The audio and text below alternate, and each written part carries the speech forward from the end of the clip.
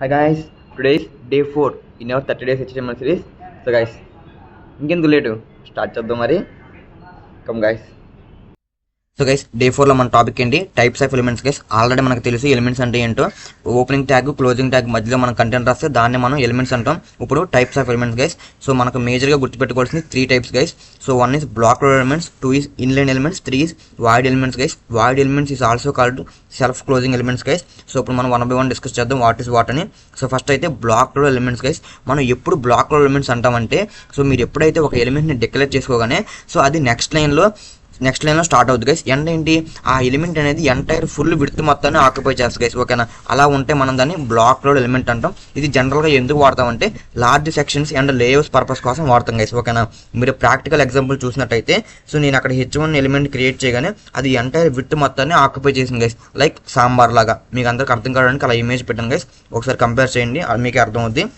So next ఏంటి, inline elements guys. Inline elements total opposite of block elements guys. So ఇదేంటంటే next లైన్లో start అవ్వదు, అంటే entire width మొత్తాన్ని కూడా ఆక్యుపై చేయదు గైస్. ఓకేనా, సో బ్లాక్ ఎలిమెంట్ అనేది కంటెంట్తో సంబంధం లేకుండా అది బ్లాక్ ఎలిమెంట్ అయితే చాలా గైస్, ఎంటైర్ విడ్త్ మొత్తాన్ని ఆక్యుపై చేస్తుంది.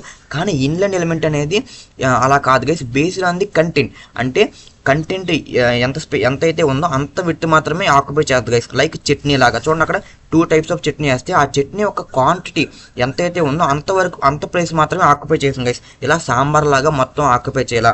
ఓకేనా, ఐ హోప్ అర్థమైంది అనుకుంటున్నాను. సో బ్లాక్ ఎలిమెంట్స్ అంటే సో ఎంటైర్ విడ్త్ మొత్తాన్ని ఆక్యుపై చేద్ది.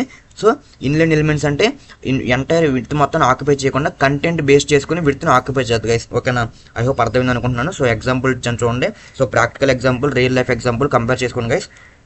ఇప్పుడు ఏంటి, void elements. So guys void elements చాలా సింపుల్. దీంట్లో అసలు మీరు గుర్తుపెట్టుకున్న ఏముండదు. దీంట్లో ఏంటంటే క్లోజింగ్ ట్యాగ్ ఉండదు అండ్ కంటెంట్ కూడా మనం రాయాల్సి లేదు గైస్. ఓకేనా, ఓన్లీ ఓపెనింగ్ ట్యాగ్ ఒకటే ఉంటుంది. ఇలా ఓపెనింగ్ ట్యాగ్ ఒకటే ఉంటే దాన్ని మనం వాయిడ్ ఎలిమెంట్స్ అంటారు గైస్. ఓకేనా, examples input tag, image tag guys. ఓకేనా, that's it guys. If you want to know more about this topic please check my description guys. If you have any doubts please comment guys. If you like my content, please like, share guys. If you don't forget to subscribe my channel guys. Why not you? Bye guys.